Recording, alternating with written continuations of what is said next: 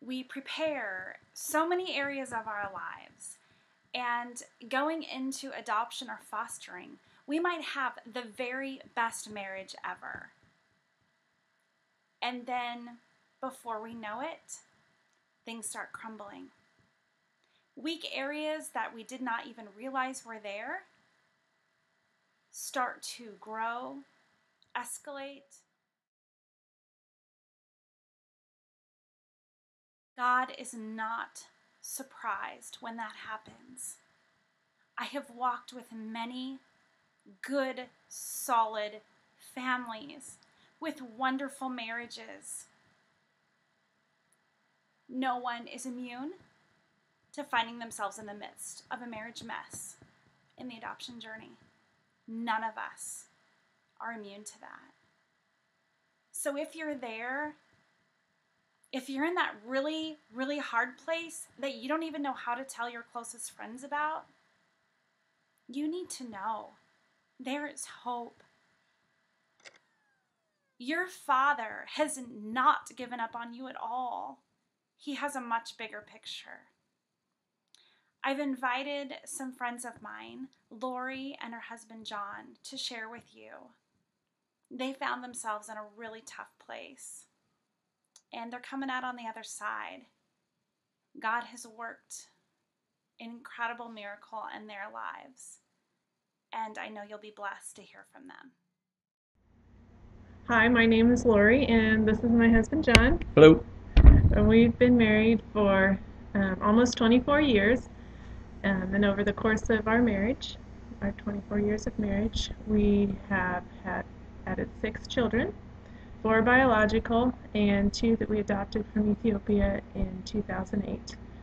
When we adopted our daughters, they were 7 and 3. Now they are 11 and 7.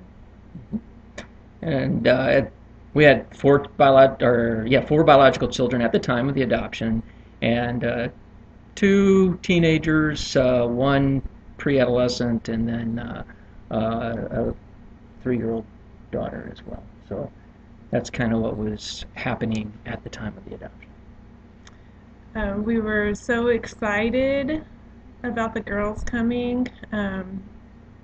It took about a year, I think, from the time we decided to the time that we were able to travel to get them. And we did a lot of fundraising during that time, and a lot of getting our community involved and raising awareness for the needs of the people in Ethiopia. And we were very excited. Yeah, and I think that's really important point to make, because we didn't go into this blindly. I mean, we did a lot of preparation. We were excited. We were enthusiastic. We weren't reluctant adoptive parents, and we were selling it. We bought it and we sold it, and we were ready to go. So we thought. And we were just so excited that we were going to make a difference in these girls' lives, and we were on a mountaintop. Yeah. And we traveled, and I'll tell you what, we didn't get much of a honeymoon period. The behavior issues started right away, and we knew that it was going to be a hard, long road ahead of us. Yeah, we sure did, and that became quite evident pretty much immediately when we were over in Ethiopia, and we picked up our girls, and we were picking up things not only from the girls themselves, but from the caretakers that they had been in their care for the past year, that this was not going to be an easy life event for our marriage, us as individuals, and certainly as our family as a whole.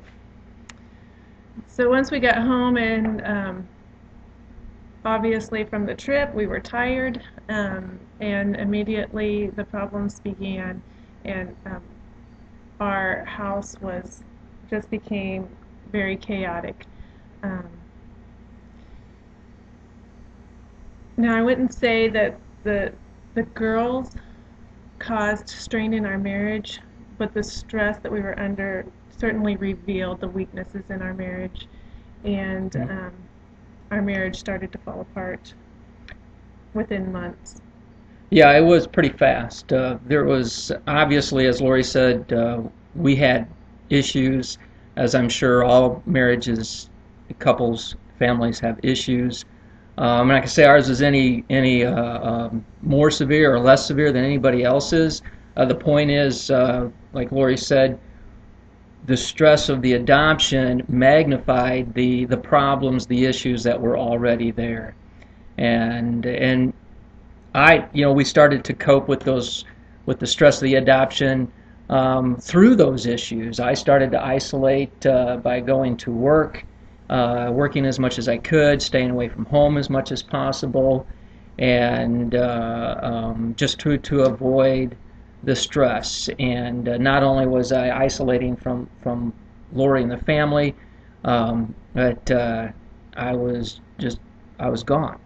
I guess that's the same thing, but I'll let Lori speak for herself on what she did. As I said before, I was exhausted, I was stressed, my nerves were frazzled, and I started to resent John for not being there for me and helping me raise the kids. As he said before, we had teenagers as well, and so I felt like I was on my own, and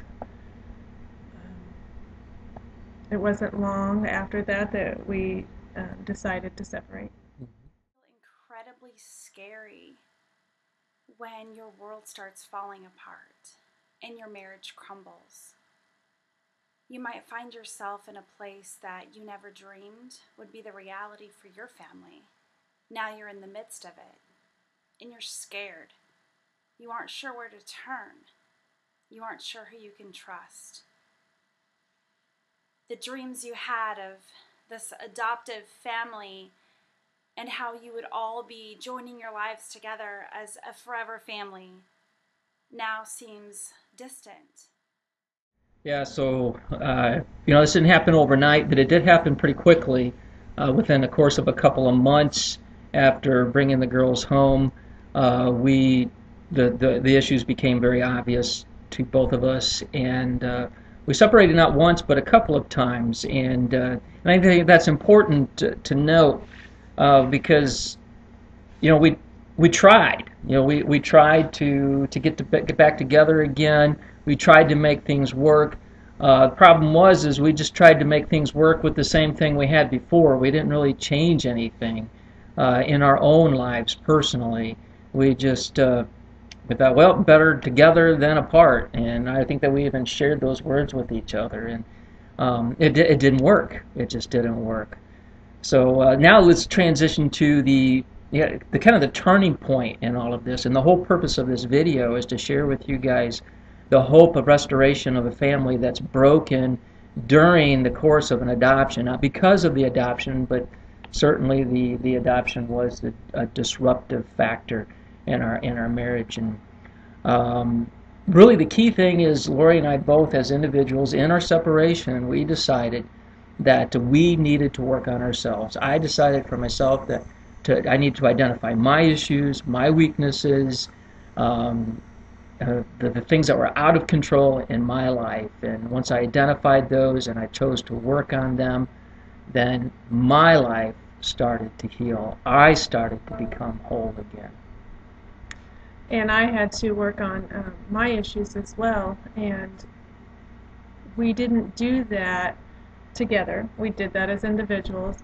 But we did seek out the help of other Christians who could see us through that.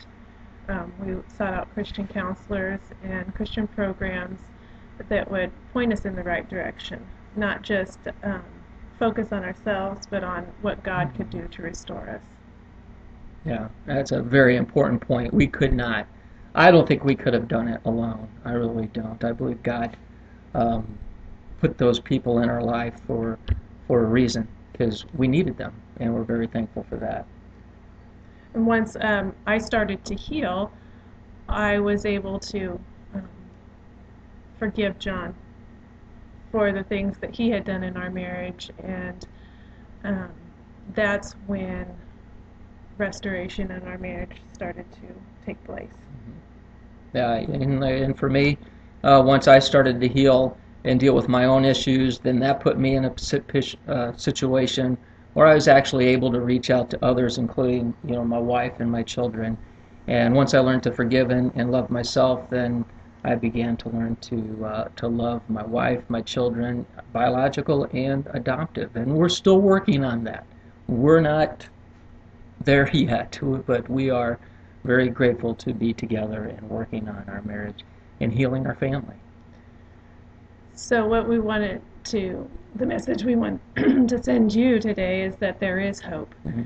That even in the most hopeless of circumstances, there is hope, because God can heal, God can restore. Amen. And not only has He restored our marriage, but we can see, since we've come together as a couple, healing in our children and growth in their behavior. Amen. I agree. Thanks for letting us share. You can trust that He has a bigger picture in mind. It's not just about your bio kids who are already a part of your family, or for creating this wonderful new environment for your new kids that just came home. There is more to the picture than that. God never wants you to trade in your marriage for your family. Never. He wants all of you together to thrive. That is His design. He doesn't want you to give up. He wants you to lean into Him and trust Him, because He's the one who has to do the work to change hearts. He's the one who can fix the inside. We can't fix that for our spouse, and they cannot fix that for us. But together, when we look to Him, both individually and as a couple, that's when God is able to really get in there and work and to heal and to bind up the wounds. Don't ever give up. There is always hope when you look to Him.